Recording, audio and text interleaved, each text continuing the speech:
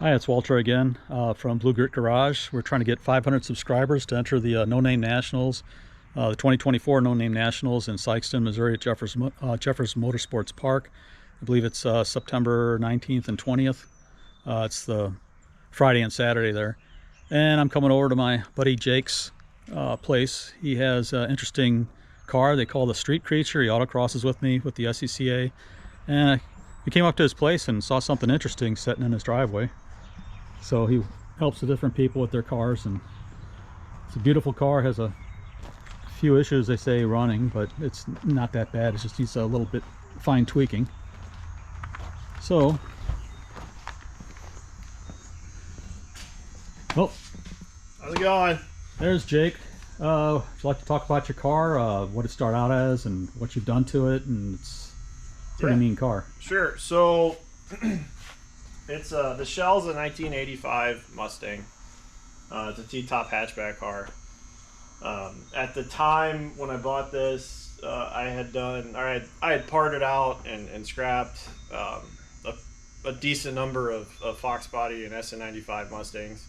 So I had a crap ton of parts, but basically like no shell to put it on. And I'd done a lot of stuff on my SSP car, but had never done like a full build. So I was really trying to scratch that itch. And this came up on Craigslist, actually in my hometown, and I was all for a T-top car. I'd driven a few convertibles, and that was like too much. The coupes and the hard tops are fun, but I was kind of wanting some open air, and the T-tops always interested me. And this showed up on Craigslist in my hometown for $500. Rolling chassis. I think I was 19 or 20 at the time, so my eyes were a lot bigger than they probably should have been. I went and looked at it, and I was like, "Oh wow, this thing's it had no interior in it, no engine, no trans. It was a rolling chassis." Started out as a 4-cylinder. Yeah, it started out as a 4-cylinder auto, and I was like, "Wow, this thing's like clean and straight and got nice paint." And then I ended up, it took a couple weeks to seal the deal. The guy he had just bought it, I guess, realized he didn't want it and was waiting to get the title back. So a couple of weeks later, finally, bought it, got the title, hauled it home. And then my dad and I were both like, oh God, this thing's kind of a pile. But, I was like committed to it at that point. Just wanted to keep pressing forward and, being 19, 20 years old on a pretty tight budget. Me and my two best friends in I think it was spring break of 2013 or 2014. No, it was 2013. We had 9 days off consecutively from Jefferson College, local community college, and somehow I talked them both into thrashing on this thing. And we rolled it in as a rolling chassis, I think that Friday afternoon.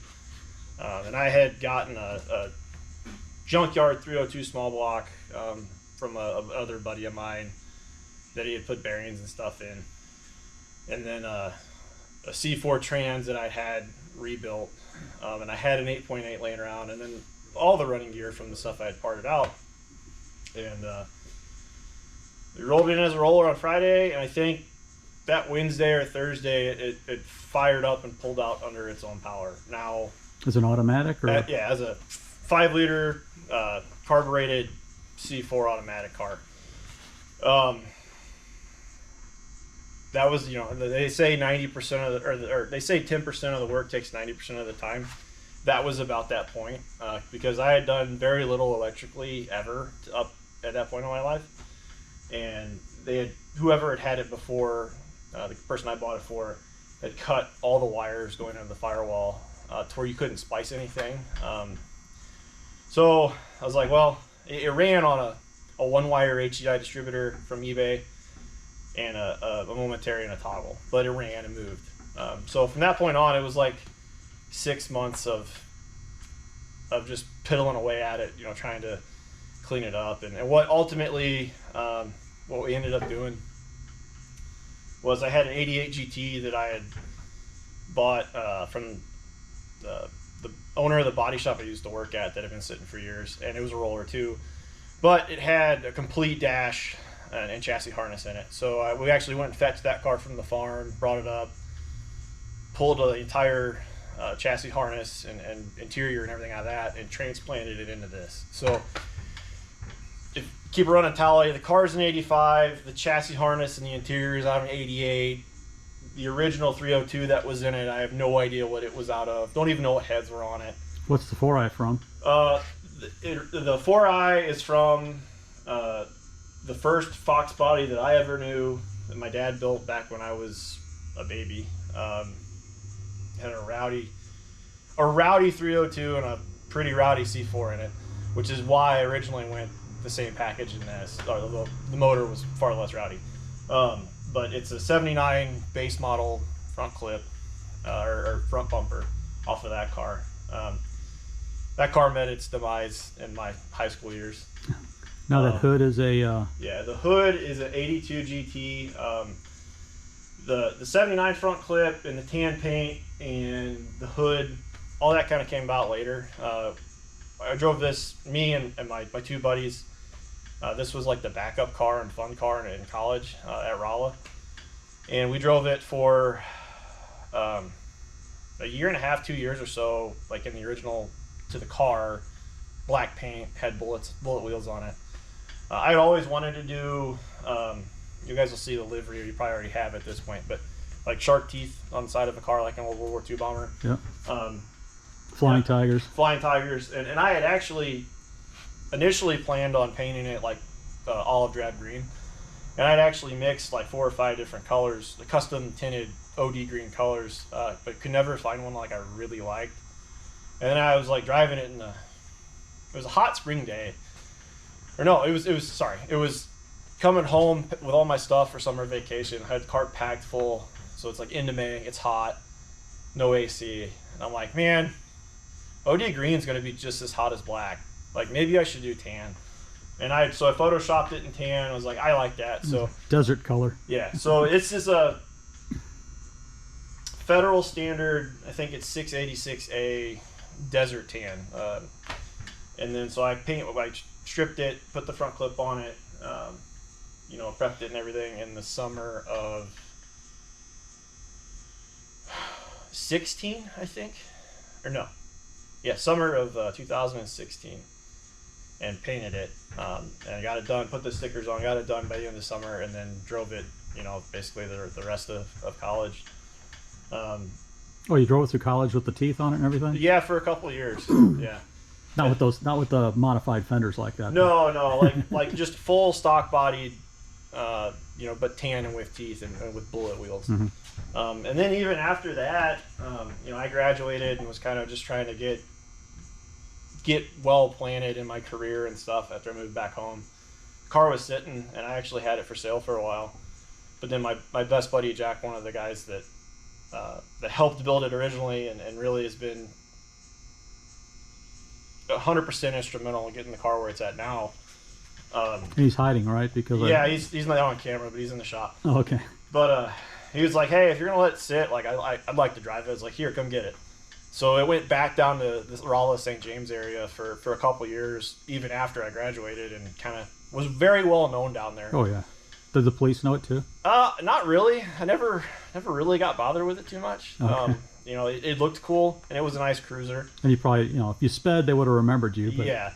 Well, and like the car's never really had a functional speedometer, so I had a spreadsheet printed out, and I was very, very diligent with where my RPM was, like all the time.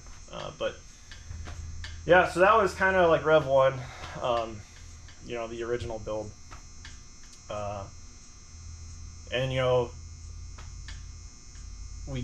So I bought another car, which I'll send you some pictures of, another Fox body. But it was the blue one? The yellow one. Oh, okay. The yellow car number 2. And it was a full autocross build back in the day, in the late 80s, early 90s, and got campaigned pretty hard all the way up into like the early 2000s. And then I ended up buying it, and I was like, well, autocross is pretty cool. Like, and I wanted to do like a full build I still want to do a full build on that car, but kind of waiting, just biding my time, getting parts and that kind of stuff. So I was like, well, the yellow car 2.0 is going to be a while. I'm like, I talked Jack into it. I was like, what do you think about autocrossing this the way it is, just to build seat time and driver development and just, have a good time? And he's like, yeah, we'll do it. So in the summer of 2018, we started autocrossing with the St. Louis SCCA. And That's why I thought it was his car, because well, he was driving it so much at first. Yeah, I mean, I call it his car. I mean, wouldn't be where it's at today without him by any stretch of the imagination. And really, like, it sees a ton of street time because he drives it all the time on the street. And I try to, grab the keys every once in a while, but usually he's the one driving it. Mm-hmm. But we started autocrossing it in 2018 in the 5-liter small block Ford C4 kind of combo, and just fell in love with the sport. And we didn't want to keep changing the car and kind of fall into the trap that I think a lot of people kind of do and start modding the car instead of just building seat time. So we just said, look, we're not messing with the car unless something breaks, but let's just build, just learn how to drive. And we did that. We kind of ran that combo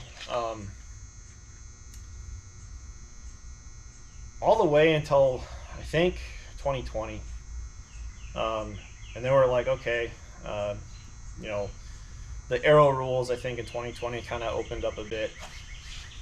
And yeah, we'll show the spoilers later. Yeah, the aero rules opened up in 2020 quite a bit, and we were kind of at the limit for the tire and wheel package that we had, and we didn't want to. We wanted to keep it budget friendly, so we kept the motor and trans and stuff that was in it, and basically cut the fenders, put wider tires and wheels on it, put rear disc brakes on it, and then put a splitter and a spoiler on it. We ran that for that drastically changed the car. I'd say for the better. Obviously, it's got a lot. It's always had a lot of eyeball between the livery and the livery and the paint choice. But then you put a Home Depot splitter and I think it's plywood across the bottom. Yeah, it's plywood splitter and a Lexan or polycarbonate spoiler on the back. It's like, and radically cut, like dirt track style cut fenders on it. It gets a lot more eyeball. We ran that up until I think event 1 or 2 of 2021. At that point, we were like, I can't believe this small block's holding together, because we never actually thought that it would hold up, but it never failed. But we were getting to the point where it's like, okay, like if we're gonna try to remain and stay competitive, we need to do something different. Up the horsepower. Up the horsepower. Originally, that yellow car 2.0 that I bought, it came with a head cam intake 306 in it. And we were planning on just dropping that in and bumping the power up. But we went through that in the winter of 2020 into 21. And while the motor had been freshly rebuilt and installed in the yellow car, whoever had assembled it didn't quite understand what they were doing. And there was quite a bit of things wrong. So like the cam, the thrust plate on the end of the camshaft was installed backwards and rubbing like the face of the cam. Oh, geez. It wasn't a roller motor. It was a solid lifter motor. Flat tap it. And flat tap it. And I think a total of 7 lifters were totally wiped. And we actually had to like hammer the cam out of the block. And it had pumped metal all through the motor, and it had a really rowdy cam and stuff in it, and really the only thing that ended up salvageable out of that motor was the cylinder heads. So we got into that and was like, oh, well, this isn't going to work. And we ran the numbers because Jack and I both are pretty analytical. We went to school for engineering, so that's just kind of how we operate. And ran the numbers with, where do we want to be maybe not a year or two from now, but a few years out, 10 years out, like where do we want the car to be at? And we just kept falling back on the go-to recipe of cheap LS power. So that's what's in it now. I was sick with COVID in January of 21 and like housebound and found a guy on Facebook Marketplace that had a 5.3 for sale for $100. Guy, he didn't have any idea on the condition of the motor, but the price was obviously right. So Jack and my other buddy Alex, they grabbed my truck and went and picked it up. And then when I got done with quarantine, we kind of messed with it and pulled it apart. And it was sludgy, and it ran all the way to the scene of the crash. Like the intake was broken. There was windshield glass kind of packed in around. Scene of the crash, so it's from a wreck, basically. Yeah. And we ran the numbers on the motor and determined it's a LM7 5.3 out of a 0304 flex fuel Tahoe. Pulled the motor apart. The bottom end was really good. The cam had some damage. The lifters were nasty.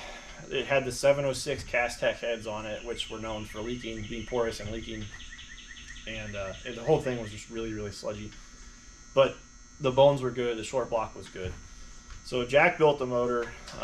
Different heads? No, well, new 706 heads. So same style of cylinder head, factory head, but they've been remanufactured, had added welds around where they like to crack and percolate. Because that's what it caused the sludge issue. It was just kind of oozing coolant into the oil system. But Jack rebuilt the motor, all new bearings, all new rings. He spec'd out I think it's a Summit Stage 3 truck cam for it, and valve springs. Autocross, you like torque, so. Yeah, we like torque. Originally, up until this last year, the car had a 308 rear gear, and at the time when we were doing the LS swap, the car was originally auto, didn't have pedals. We didn't have the budget at the time, and there really wasn't any manual transmission options that were in our budget at the time, so we went with a turbo 400. So we spec'd that cam around that 308 rear gear and around a turbo 400. So that's what we put together the first time with the LS. That was, again, early 2021, May or spring 2021. What kind of RPM do you have? Because of the 308 and the tall tire, you didn't go around just in first gear. I guess you'd put it in second and you're lugging it, kind of. Yeah, so it would.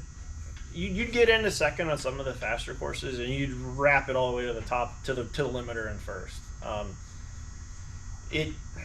So a short course, yeah, a lot of turns, you just stay in first gear the whole time. Pretty much. And while it worked, so while the transmission and converter package that we had worked in a performance manner, the overall reliability of the package ended up not being good. I don't want to turn anybody away from trying to run an automatic in autocross, because I think it can be a very competitive package, but unfortunately the builder that we went with, I don't think really took a lot of what we were trying to do to heart and kind of built his standard drag racing package, and we could not keep the thing cool. Okay, overheat. It didn't matter what kind of coolers. Yeah, it didn't matter what kind of coolers we had on it. At one point, we had a 6-liter Power Stroke transmission cooler on it, which is literally the size of the radiator, and it did not matter. It just the trans fluid went nuclear like immediately. So that kind of turned us off on the whole automatic deal. And at the end of that season, actually, JJ Malrich, he was putting a Tremec Magnum T56 in his Camaro, and ended up making us a really good deal on his used flywheel clutch, slave cylinder, and transmission. So I bought that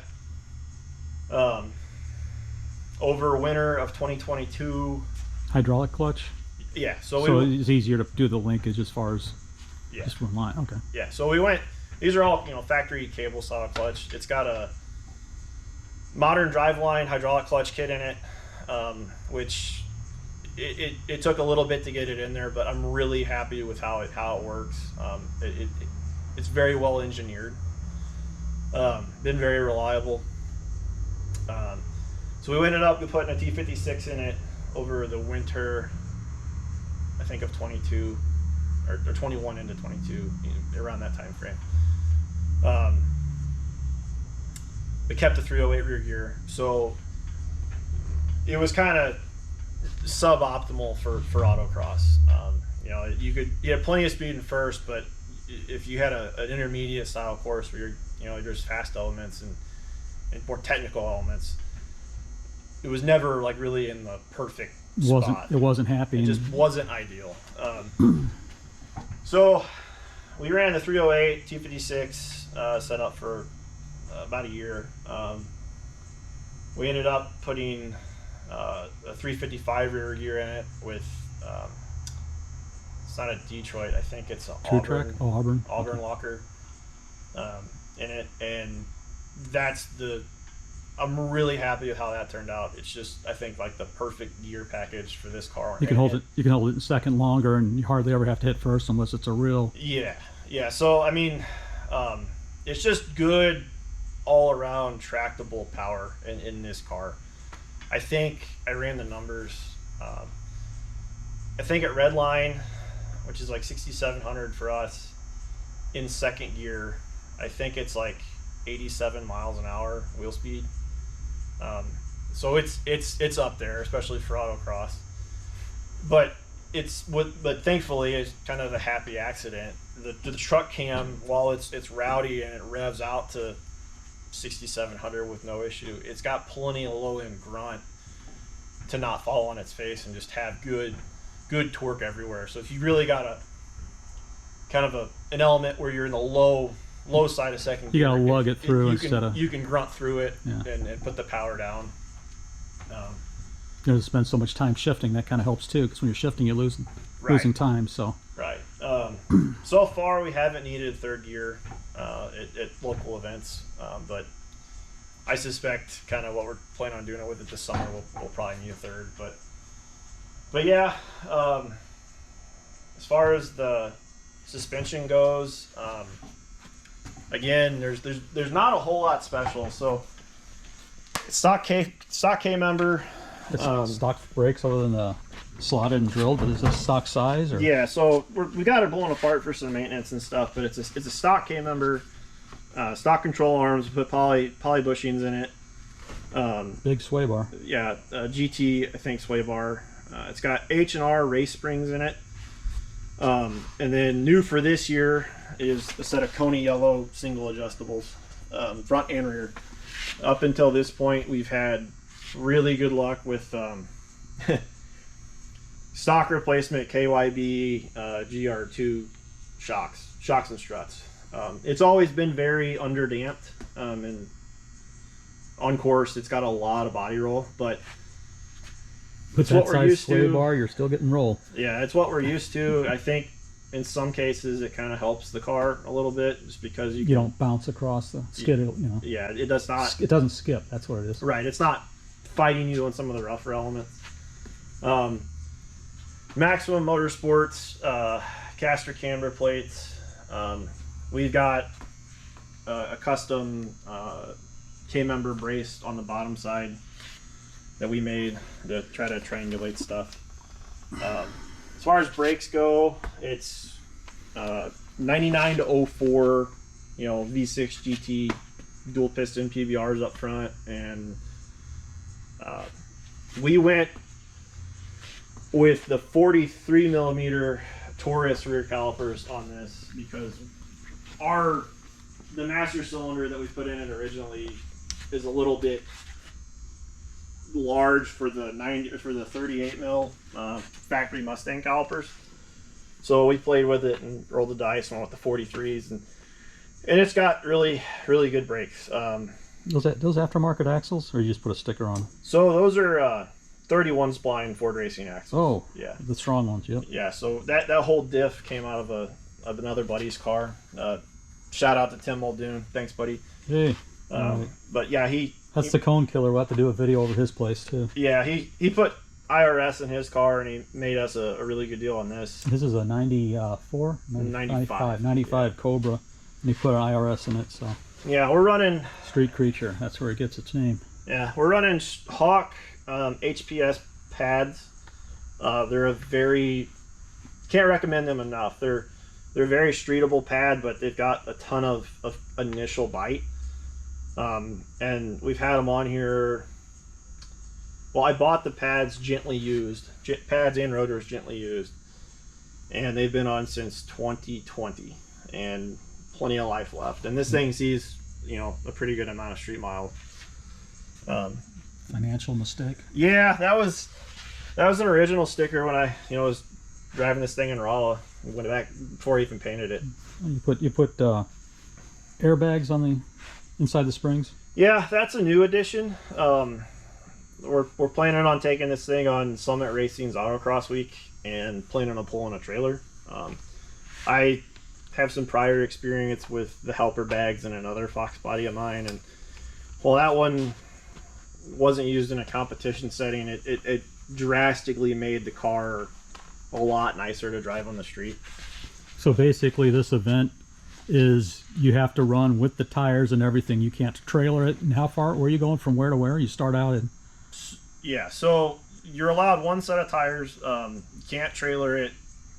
It's got to be driven under its own power.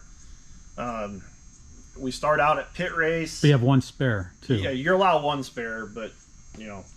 But the same tires through the whole event. Right. On highway, driving from event to event too. Yeah. So I think we start out at pit race in Pittsburgh, outside of Pittsburgh.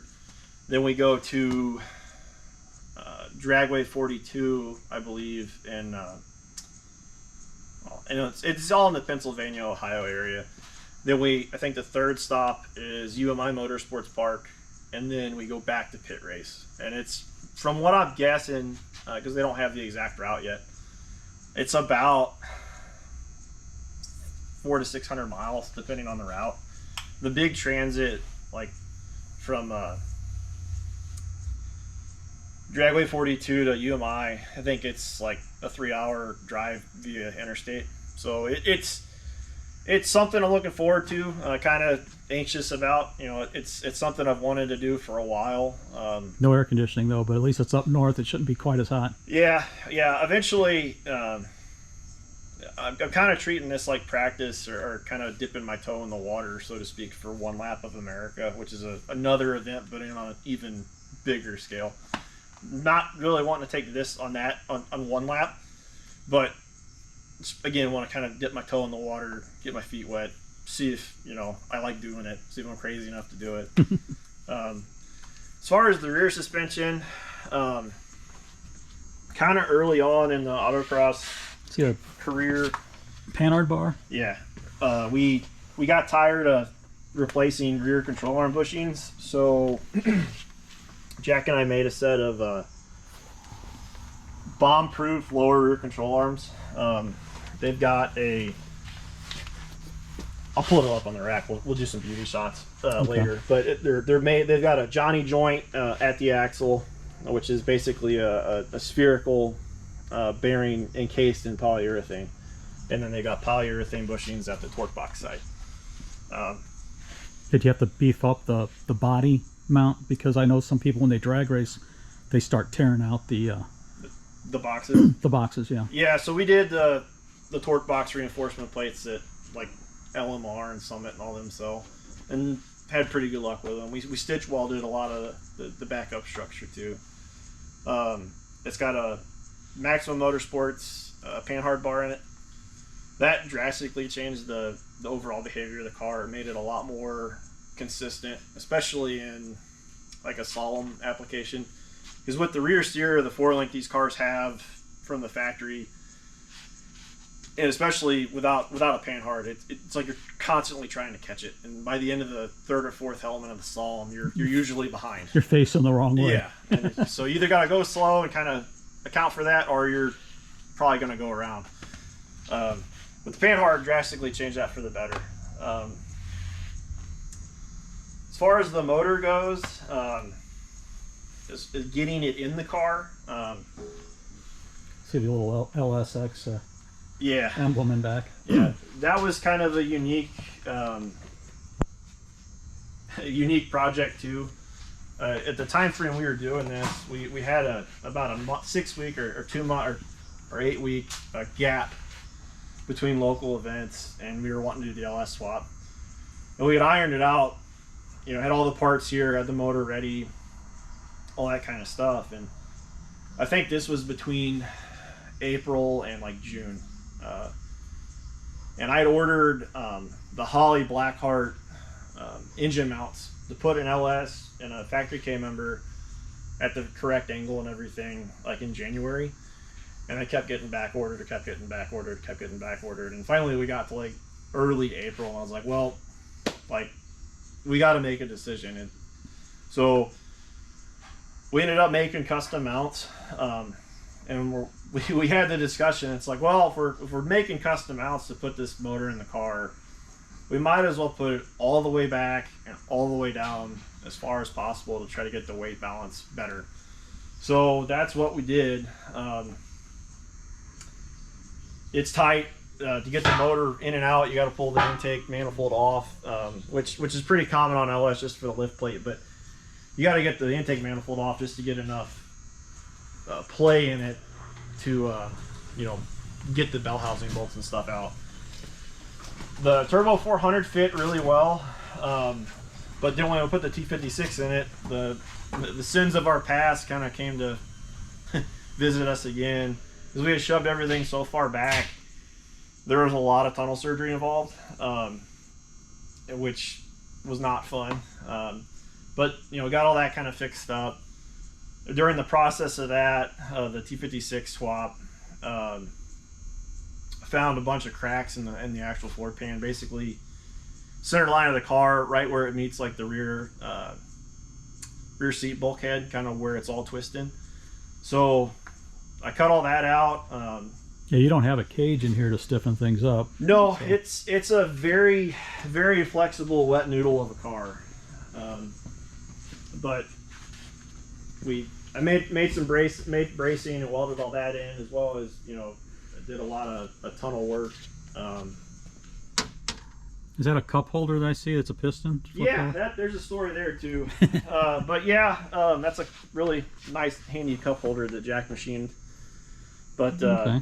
I guess you flex a little bit. That's what happened to the windshield.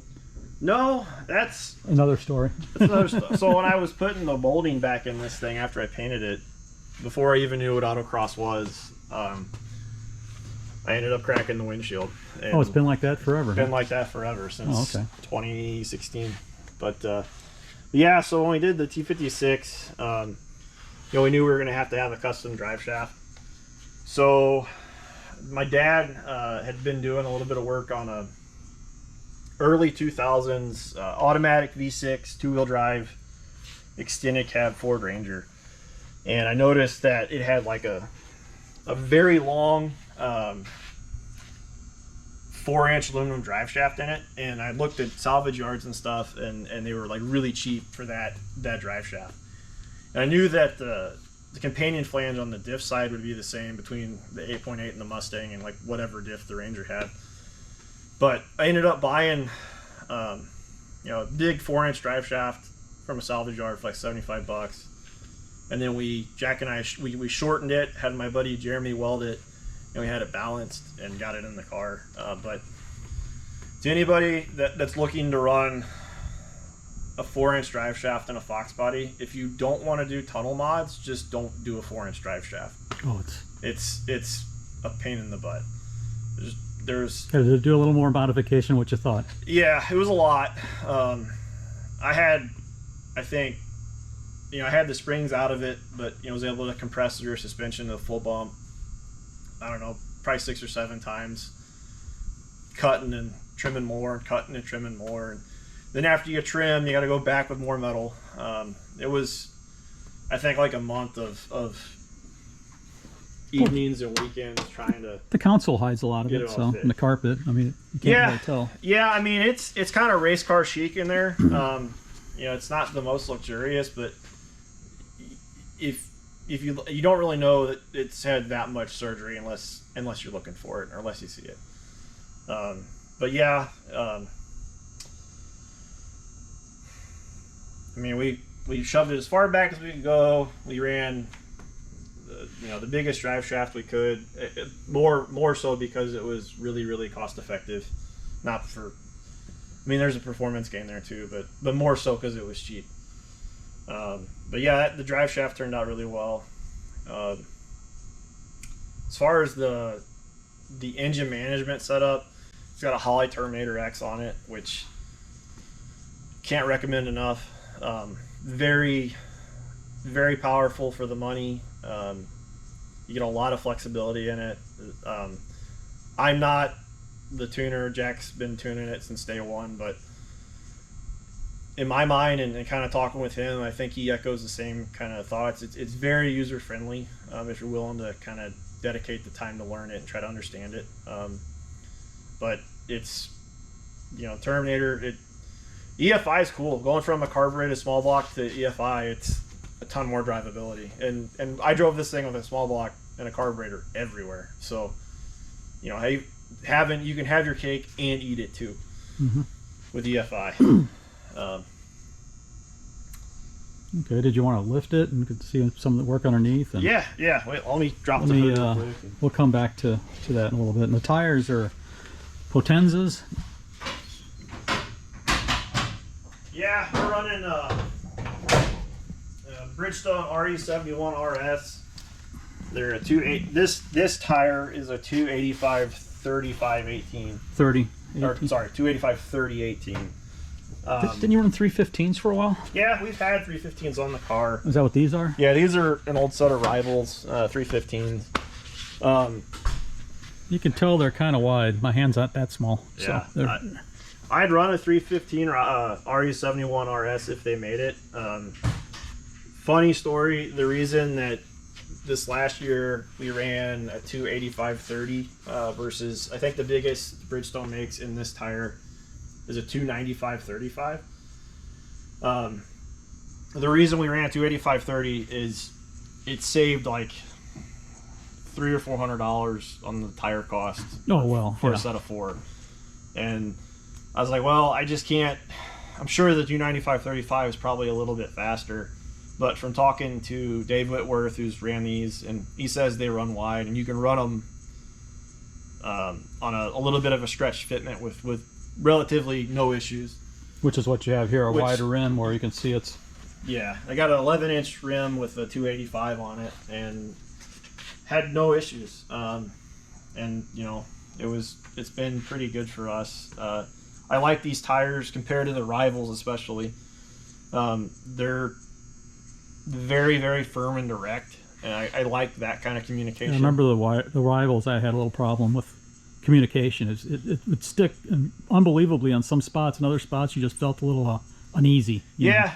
We for our tire arc in this car, we went from the original RE71R, like a 255 4017, which was our first 200 treadwear tire. That was very eye-opening. And the 200 treadwear is because the class 3,000 pounds. I think I said it before, 3,000 pounds, 200 treadwear, and basically if it's a front engine, you got to keep it front engine. It's classic American muscle, so it has to be American. Yeah. So it's I think it's 3180 now with driver in it. Yeah. But yeah, it used to be 3,000 pounds empty without driver. Without driver. But the heavy drivers were complaining about that. So yeah, I mean, just add more power. Yeah. But we originally started with the Bridgestones, the original RE71R. And we both really liked that tire. Again, that was our first 200 treadwear, experience, but very direct, just very communicative, very easy tire to drive for us, or for our driving style anyway. When we went and cut the fenders and put the wider wheels and tires on it, I ran into a really good deal. Again, JJ, he sold me, I think, 6 or 8 Rivals like this for a song, and they were his takeoffs and they were used, but they got us in the event and on the wheels we wanted. And you know, they did the job. They're a good tire, especially if it's like really hot, and you're co-driving the car. They're a lot more heat resistant, but they are. It's like trying to compare a scalpel to a hammer. Between the Bridgestones, especially the new RSs, and the Rivals. I mean, they're just totally different tire. You know, we both like the very direct, you know, communication, and we just didn't get that with those tires. Like I said though, they were sticky. Yeah, it's just every once in a while it scares you a little bit, or you kind of you don't know where the limit is at times. Yeah, and you know, the RE71 RSs, they talk to you. They talk to you. They seem, for me, I like them in the rain. They're very good in the rain, especially in cooler days and in the rain. This car was not undrivable, but definitely a lot more of a handful with the Rivals than it is with these tires. Mm-hmm. So I see what next to the tires. That's your splitter. Yeah. You've been doing a little bit of. Yeah. It's grind to fit. Yeah. That's the plywood thing. Goes underneath the front bumper. Yeah. So that's our splitter. It's 5/8 plywood, which is kind of like this goes up against the bumper, and this just cuts cones in half. So because it's about what? How far off the ground you keep it? It's like right around 4 inches at ride height. But you know, with all the body roll that this thing has, it routinely meets the ground. Well, yeah, you can. Which is why it's got like 6 different wear pucks on it. Yep. That are just commonly, frequently replaced. Hopefully that'll get a little bit better with the new struts and shocks. But yeah, so that's our splitter. That's your nice parts hauler, or holder, I should say. It doesn't look like it's doing much hauling. Yeah, it hasn't hauled much. That's my dad's 60 Ranchero. I'd like to see it on the 170 straight six. Yeah, 170 3-speed. Not even a 200. It's a 170. Yeah. Yeah. At least it's not they had a 144 for a while, but I don't think they ever put it in a Ranchero. Yeah, it's a cool car. Truck-ish. Truck, Ute. Whatever. Ute, yeah. Yeah, it's cool. He bought this at a swap meet over there in Belleville area, or not Belleville. Over there, right across the river in Illinois. Sauget. Yeah, and what is that? That ballpark. Yeah, that ballpark, and he bought. This was there for sale, and he had to have it, and the guy delivered it, and it needs floor pans and obviously a lot of loving, but it's really, other than the floor pans, fairly solid. I mean, unless it's all putty, I don't know. But no, it's solid other than the floor pans. Okay, it's all metal. Well, getting off track, but when you see something interesting like this, you gotta check it out. So. Yeah. Okay, well, I'm gonna turn the camera off for a second and get this thing lifted up. I like your heat extractors here. Yeah, that was a recent, or last year edition. We've got the full Mishimoto radiator and fan combo in this. It's a dual pass radiator. Been really happy with it, but we wanted a little bit more cooling, a little bit more reserve, especially when we're co-driving the car. And you don't want to suck all that hot air either. Yeah, and I'm also, I was like, well, it's already got a ton of aero on it. Like, this is only going to help the aero package. So let's cut some big old smoking holes in the hood and add some hood vents. So that's what we did. You made the vents? No, those are bought or purchased from racelouvers.com. Oh, okay, I see that. They're a SCCA sponsor, actually. They give a discount, I think. Poor man's Porsche. Yeah, there's a story there, too. But yeah, so I'll lift it up and we can look at it from underneath. Okay, I'm going to turn this off for a second.